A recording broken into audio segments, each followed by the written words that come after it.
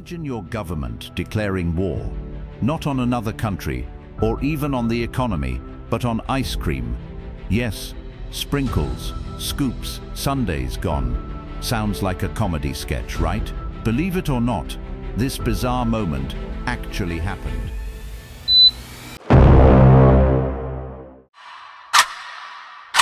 During the darkest days of World War II, one British minister decided that the country simply couldn't afford dessert.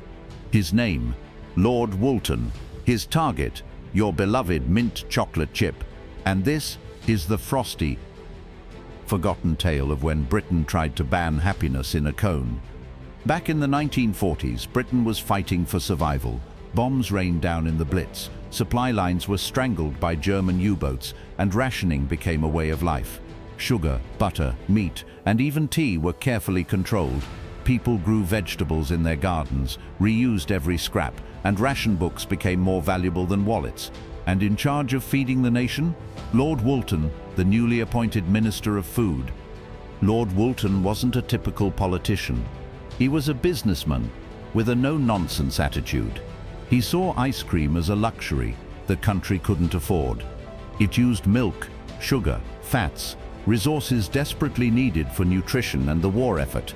So in 1942, ice cream was quietly taken off the shelves. The official line? It was for the greater good. But for many, it felt like the government wasn't just rationing food, it was rationing joy. The British public, already worn thin by war, didn't take the ban lightly. Ice cream was more than dessert. It was comfort, childhood, normality. People grumbled.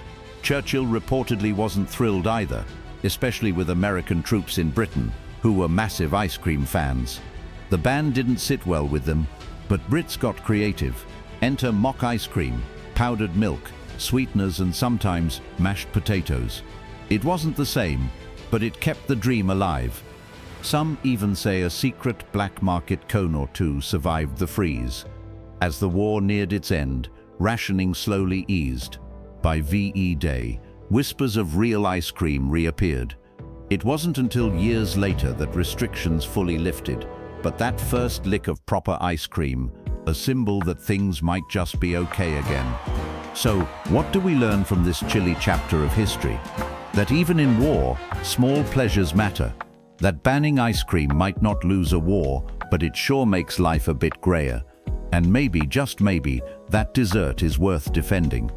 If this scoop of history gave you chills or chuckles, give it a like and hit subscribe for more weird, wonderful stories from the past.